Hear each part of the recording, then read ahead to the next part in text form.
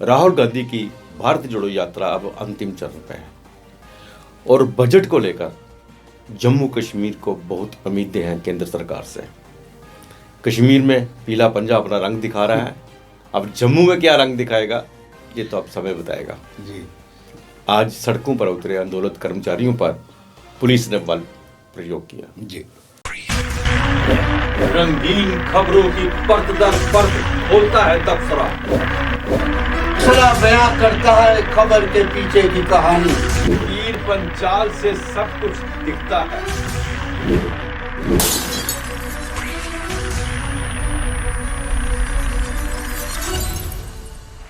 नमस्कार, तबसरा आज दोपहर तक में एक बार फिर आपका स्वागत है और मैं हूं दर्शपाल गुप्ता और मेरे साथ हैं वरिष्ठ पत्रकार सतीश वर्मा जी। सतीश जी, सबसे पहले हम राहुल गांधी की बात करते हैं। भारतीय जोड़ो यात्रा जिसे कल बनिहाल के पास काफ़ी चर्चा हुई, उसके ऊपर सुरक्षा को लेकर चर्चा हुई, लेकिन आज एडीजीपी कश्मीर ने कहा है कि सुरक्षा की कोई कमी नहीं है, हमने की 3 टायर सुरक्षा है और ये यात्रा आगे बढ़ रही है।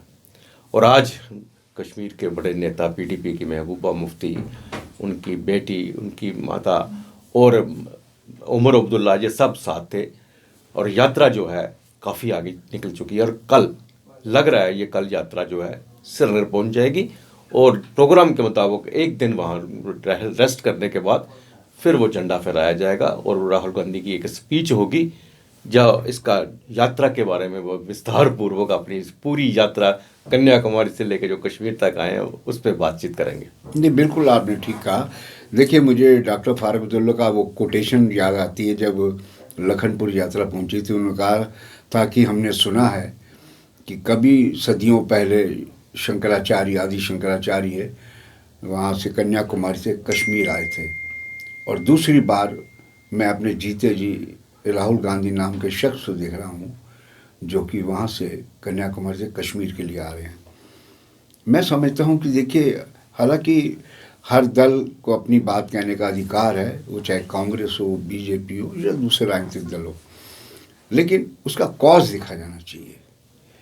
देखिए, मैं ये भी मानता हूँ कि कभी भी ब्यूरोक्रेसी को अपने पॉलिटिकल मास्टर के उन निर्देशों को नहीं मानना चाहिए कि कल को सत्ता बदल होते ही वो खुद और ऊपर घर में आ जाए। बिल्कुल, ये जितने भी लोग समझदार हुए हैं वो ये बात अक्सर कोट करते हैं।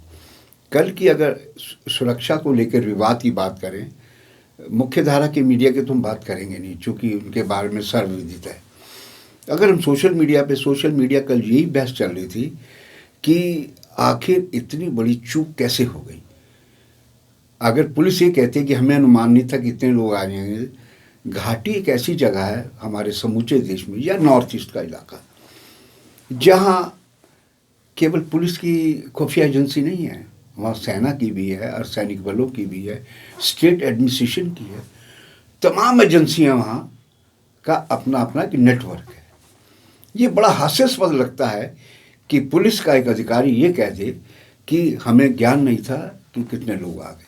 और फिर सबसे बड़ी बात यह है, मान लीजिए आ गए तो आप क्या, जिस व्यक्ति को, जिसके परिवार से 2 लोग आतंकवाद का शिकार हुए हों और जिस परिवार से 3 लोग प्राइम मिनिस्टर हैं उस मुल्क के, उसको ऐसे छोड़ के भाग जाएंगे? ये तो शुक्र है उनके साथ, वो भी सरकार द्वारा, मोदी सरकार ने प्रोवाइड कराया, वो जो लोग चल रहे हैं एसपीजी के, उन्होंने कहा राहुल जी हम अलाउ नहीं करेंगे, आप गाड़ी में बैठ जाइए, और उन्होंने उनके निर्देश को स्वीकार किया। तो हमारा मानना ये है कि इस मामले में कभी भी, चाहे वो आईएएस अफसर हो या आईपीएस अफसर हो, चूँकि मेरा दिल्ली का अनुभव है, मैंने सत्ता के गलियारों में बड़े बड़े लोगों को देखा है, मैं उन अनुभव के आधार पर बात कह रहा हूँ कि पॉलिटिकल मास्टर के इशारे पर कभी इस प्रकार का कदम उठाने चाहिए ऐसे व्यक्ति के बारे में जो कभी भी आतंकवाद के निशाने पे आ सकते हैं। और वैसे भी घाटी सबको मालूम है। दूसरी बात, इसकी यात्रा की बात करें, यात्रा, देखिए, यात्रा का कांग्रेस लाख कहे कि हमारा पॉलिटिकल मकसद नहीं है, लेकिन हर यात्रा का कोई ना कोई मकसद होता है। बिल्कुल, इस बात को नकारा नहीं जा सकता। ये अलग बात है कि जो पोस्चरिंग है, जो नैरेटिव है, वो सबको समझ आ रहा है कि जो डिवाइडेड फोर्सेस हैं और दूसरे जो बेरोजगारी, महंगाई और जो तमाम विषय हैं उनको लेकर ये नारे लगाए जा रहे हैं। हम समझते हैं कि आज जिस प्रकार यात्रा, आज के विषय पे आते हैं, कल उमर अब्दुल्ला आपने खुद बताया कि उमर अब्दुल्ला शरीक हुए थे। आज महबूबा मुफ्ती, उनकी माता, उनकी बेटी इल्तिजा, वो सब हमें विजुअल में दिखाई दिए, और प्रियंका गांधी वाड्रा वो भी उसमें शामिल हुई। और सबसे बड़ी बात यह है, हमने देखा इस रैली में कि उन शहीदों को भी नहीं भूले राहुल गांधी और भारत जोड़ो यात्रा, जो पुलवामा में शहीद हुए थे। उनके शहीद स्थल पर गए, पुष्पांजलि अर्पित की, उनको नमन किया। तो मैं समझता हूँ कि एक धीर गंभीर व्यक्तित्व का जो व्यक्ति होता है वो इन चीज़ों को याद रखता है।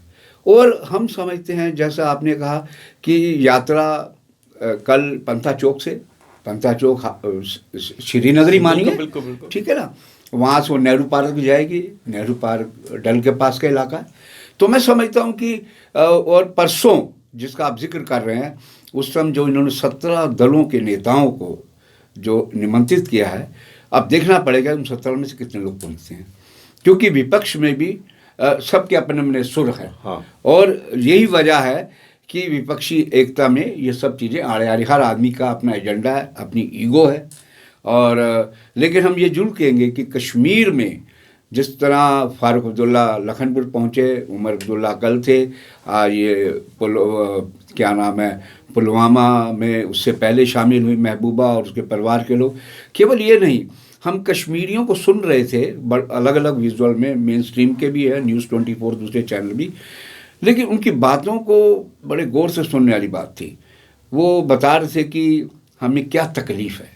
तो हम समझते हैं कि राहुल गांधी, अब विश्लेषण होगा, दुनिया भर की नज़रें इस यात्रा को लेकर, हालांकि इस यात्रा को लेकर तमाम तरह की टीका टिप्पणी भी चल रही हैं, तो है। और अपने अपने चश्मे से सब आदमी देख रहा है। कांग्रेस अपने चश्मे से देख रही है, बीजेपी अपने चश्मे से देख रही है। लेकिन इतना ज़रूर है कि राहुल गांधी जो लोग इस पर रिसर्च कर रहे हैं, यात्रा पे भी रिसर्च हो रही है, कि जो वो लोग ये समझते हैं कि शायद जो राहुल गांधी संदेश देना चाहते थे उसमें वो सफल हो गए हैं। क्योंकि हम तो वही विश्लेषण करेंगे जो हमें दिख रहा है, जिसे हम देख रहे हैं और सुन रहे हैं। बिल्कुल।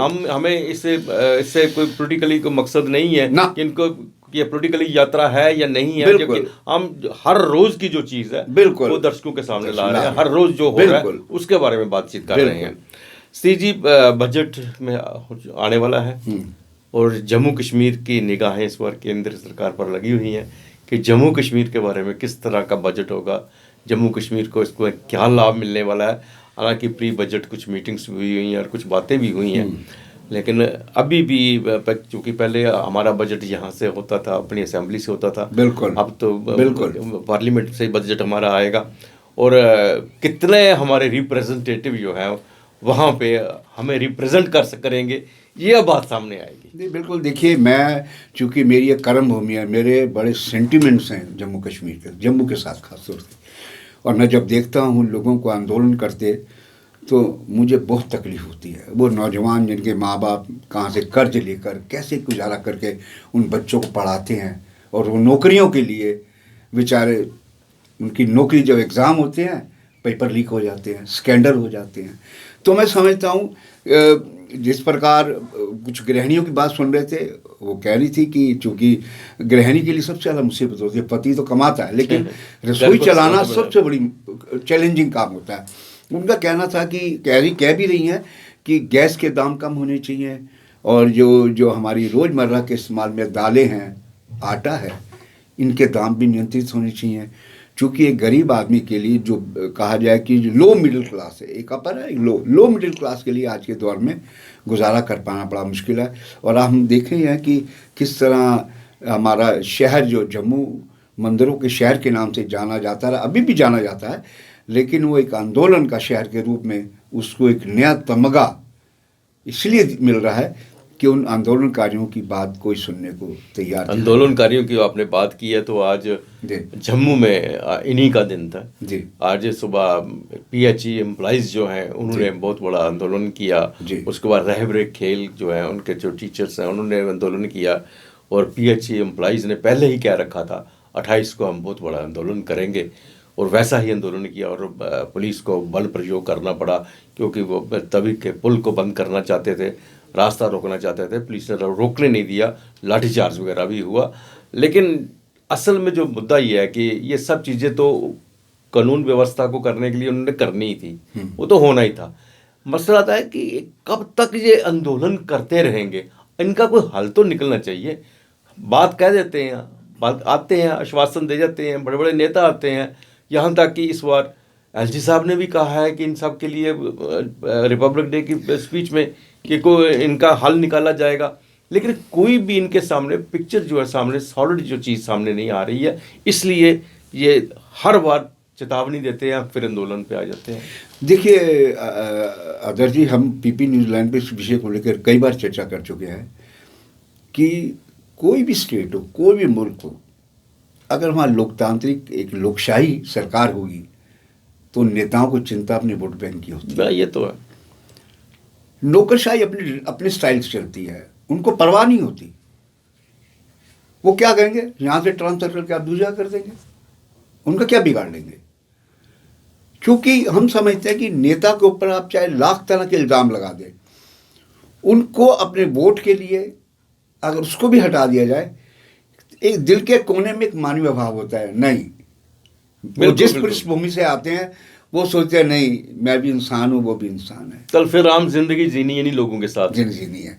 तो मैं समझता हूँ कि जब तक यहाँ चुनाव नहीं होते ये यूं ही बेचारे आंदोलन करते रहेंगे। इसलिए कह रहा हूँ कि देखिए ना, अगर वो कुछ करते हैं तो बंद इसलिए करते हैं ना कि एक सुर्खी बने, लोगों को पता चले जम्मू से बाहर की दुनिया को कि मुलाजिमों ने आज वो प्रदर्शन किया। वो मुझे दुष्यंत कुमार की 2 लाइनें याद आती हैं, हिम्मत से बात करता हूँ तो बुरा मानते हैं लोग, अब रो रो के बात करने की मेरी आदत नहीं रही। तो मैं समझता हूँ इनको मजबूर किया जाता है आंदोलन के लिए। मेरे कोई रिश्तेदार नहीं है, लेकिन मैं इंसानियत के नाते सोचता हूँ कि ये जुल्म है, जिनके घरों में चूल्हे नहीं जलते, जिनके घरों में और सामाजिक जिम्मेदारियाँ होती हैं, वो बेहद मुश्किल और दुश्वारियों को सामना करना पड़ता है। मैं हैरान ये हूँ कि हमारी स्टेट के एलजी साहब पॉलिटिकल सोच के लोग हैं, वो आखिर क्यों नहीं इनके मसले को तय कर पा रहे, आखिर कहाँ अड़चन आ रही है।